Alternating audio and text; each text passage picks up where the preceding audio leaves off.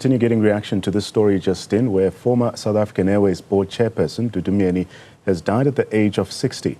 The Jacob Zuma Foundation today announced her passing away last night without providing any further details. It is understood that the corruption-accused Myeni couldn't attend proceedings in court in May due to ill health. At the time, she was said to be undergoing chemotherapy. Myeni was also the chairperson of the Jacob Zuma Foundation. Let's get some more reaction now. I am joined by CEO of Outa, that's Wayne Duvenage. Mr. Duvenage, a pleasure to have you on the program this afternoon. Outa played a pivotal role, if you will, in the legal proceedings against Dudu Myeni, culminating in her declaration as a delinquent director. How significant was this outcome for corporate governance and accountability in the country? Yeah, hi. Firstly, condolences to her family. This was a very seminal point and pivotal in that delinquent director charges are very seldom brought in this country. It's a process and an avenue of holding people to account that we believe needs to be used far more than it has been in the past. There's only been a handful of cases. And so this one set a lot of precedent, and it was for life, by the way, that she was declared delinquent, which means she actually wasn't the chairperson of the Jacob Zuma Foundation since that declaration a few years ago. She's not allowed to have been the chairperson. But yeah, it was a very important part of accountability, because what we were doing at the time, Jacob Zuma was still in power. She was on the Mhlathuze Water Board and a couple of other boards. And we felt that one of the ways we can, just ease the program that we had of stopping this corrupt network from developing, which a lot of it, where she was involved, she was part of the process, was to have her declared delinquent so she couldn't sit on the boards of these organizations. So when we reflect on the life and times of Myeni, her tenure at SAA was marked by substantial financial losses. From Outa's perspective, what were the most critical factors contributing to these losses, and how did they impact the public perception of state-owned enterprises? Yeah, it impacted extremely negatively. You know, when the taxpayers' money has to be diverted away from good causes, from dealing with water shortages, and so many other challenges that we have, towards bailing out an airline, by the way, an airline that really does appeal to a minority, a very few, a small percentage of people who actually fly. It was absolutely atrocious that we had to spend billions of rands under her watch while the airline plummeted. And part of her journey as the chairperson at SAA was to see a lot of talent that was lost. So we saw a number of the directors that were very instrumental in making SAA cash positive for many years and profitable, being forced out of the organization under the antics of herself and Yaki Kwenane and others in the board that Dudu Myeni was controlling at the time. So Wayne, can you elaborate on Outa's motivations for really pursuing this legal action to declare Myeni a delinquent director? What are the key allegations and evidence that really supported this decision? Well, there were a number of factors. I mean, we saw her trying to divert money to a small boutique finance organization called BNP Capital, 249 million rand, which we had to quickly interdict and stop. Then we had the Emirates deal that collapsed, a very important deal for code sharing and cooperative airline agreements that were going to be put in place. She got in the way of that deal and scuppered that. There was an Airbus deal where there was millions of rands that the airline lost or was about to lose. There were a number of transactions which were all heard in court and led to her being declared a delinquent director. In fact, a number of those cases or incidences were then culminated into these charges that were put against her, which she was now facing in court with the NPA the last year or so. So yeah, these were very necessary to be brought to the fore, besides the fact that the conduct that was aired in the Zondo Commission with regards to her relationships with Bosasa and her dealings and the money and the favors and earnings that she got indirectly and directly. So, these were is all very necessary to be ventilated to the extent that we cannot have this type of corruption, and people need to be held accountable. And yeah, she never got to see that day of full accountability in the court of law on those criminal charges.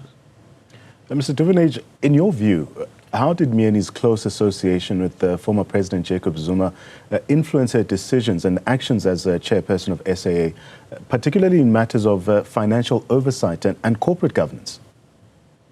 Well, we saw, the network during the state capture years. Excuse me. Jacob Zuma was very instrumental in making sure that she was placed into that position as the chairperson of SAA, and possibly ensuring that she retained her roles in the other boards that she was on. We also saw that she was starting to interfere in decisions that were taking place at Eskom. And as we know, state capture is all about a network, about people put into positions of power, from which decisions are made on procurement that directs funding and flows of money and revenue away from their intended purposes towards various connected cronies, towards networks that were becoming enriched at the cost of civil society. So, she was just one of the cogs in the wheel of state capture, but a very important one, because she was quite close to Jacob Zuma, as far as we understand, and person very close to him, and was able to take orders directly from him and start to manipulate the finance system. So, Wayne, the challenges faced by SAA during Myeni's tenure also included allegations of corruption and mismanagement, like what we've discussed. How does Outa then propose to, call it, address systematic issues within state-owned enterprises to even prevent similar incidents happening in future? I think so much of that was aired in the Zondo Commission. I think what we need to do is to start see the current boards taking action against previous individuals who brought these state-owned entities down. On the current boards now, where there have been a number of changes, they have all the information about the past dealings, about the contracts, the emails, all the evidence is there. What we expect of the current boards and future boards and the future ministers and directors and directors general in these organizations is to start holding people who brought these organizations into disrepute and financial ruin to account. And that is to use what we have already paved the way for, is delinquency and directorship, so that they can be removed from ever serving on other boards in the future. That's one area of accountability. And then to start bringing criminal charges against them, help build the affidavits, file those with the NPA, and let's make sure that accountability is meted out against people that were involved in this misconduct. So, Mr. Duvenage, also interesting is that Myeni's health issues affected her ability to attend court proceedings which are related to the corruption charges. How did Outa navigate these challenges in really pursuing justice and ensuring accountability despite encountering such obstacles? Yeah, look, Dudu Myeni was tried to be absent a number of times in our case. There was a lot of filibustering and slowing the process down, Stalingrad tactics, interlocutory challenges, but we just had to proceed and get over each barrier as and when they came along. In the last matter, in the Pretoria, in the Pietermaritzburg court, where we had started our sequestration charges against her because she owes us a lot of money for that delinquent director matter. We were having her sequestrated. She wasn't able to come to court. Nonetheless, we had to continue to proceed and use every avenue that was available to us to make sure that the court action didn't slow down and that her lawyers were there to represent her.